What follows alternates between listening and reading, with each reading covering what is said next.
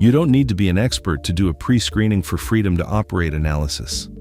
A lot of innovation, search and evaluation teams, intelligence teams, R&D teams, they can help their IP attorneys to already pre-screen a bunch of patents that could have an impact on the freedom to operate, to then only share the ones that are really relevant with the IP or patent attorney to then do a deep dive analysis.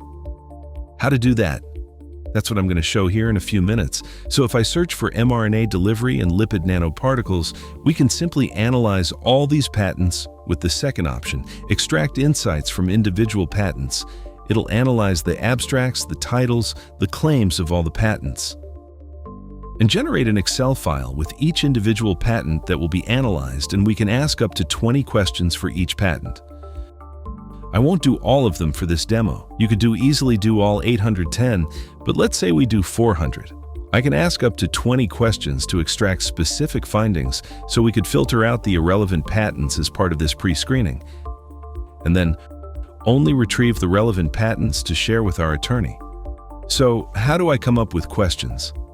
I could individually come up with questions, but it's easier if we just let the AI add 20 questions. So I describe what I want pre-screening with regards to novel LNP formulation. We are considering to acquire, let AI add 20 questions, and AI comes up with a few key questions.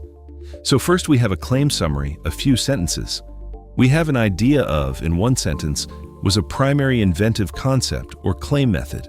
So if I now click download, it analyzes these 400 patents in about 1 or 2 minutes. So what does it look like? These are the 400 patents. We have the 20 questions here within the query, etc., to repeat it. So this can be shared with the IP attorney to just repeat the same on academic labs and see what was the steps to get there. What's very important with academic labs is you don't need to do like a lot of searches, combinations. You can first come up with the broader query that captures everything and use the AI then to find specific patents. We hear from IP attorneys that otherwise they have to do a bunch of different queries to combine data sets of patents to make sure they don't miss out. But then it requires a lot of screening through all the noise. In this case, I could say, okay, only where it's related to mRNA. Well, we have 352 of the 400, only if it's about cationic. Then, we have 39 of the 400 records left. So you can see in this way, I reduced 90% of the noise in just 2 clicks. I could see which are the parties here that are involved. So Sanofi seems to be the key party with these approaches. Let's say I'm interested more in pegylated ones. Then we see some other parties. What's the LNP component? We see the specifics here. If I open up the filter, I can look into the details if that's something I'm interested in without having to read the full patents.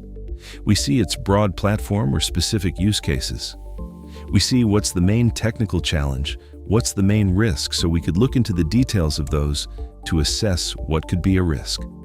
Now what we can also do is upload this file in ChatGPT, for example, to ask questions about it. So I upload this patent dataset I mentioned, help me identify what's blocked, what's the wide space, and which additional due diligence I should do. So here we see a concise answer to your core question, most likely blocked if your candidate LNP uses this one here. We see you appear to have white space. If your formulation relies on this and that, and then some critical next step here. An executive summary, we can see what's available amongst all those patents, what is likely blocked, specific examples, why it blocks us. Related to this kind of classes, the disease limitation and so on, where there is wide space, what additional due diligence to do. So the interesting thing is it'll now always use the structured data set that we extracted, and you can ask any kind of questions about that.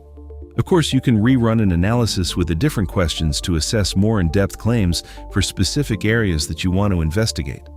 But in this way, you can really help your IP attorney in maybe 15 to 30 minutes to pre-screen relevant patents in the space and reduce 90, maybe 95, or even 99% of the noise so they can focus their efforts well. All right, I hope this helps. I'm happy to help out with this kind of approaches. Try the platform yourself right now by going to our website.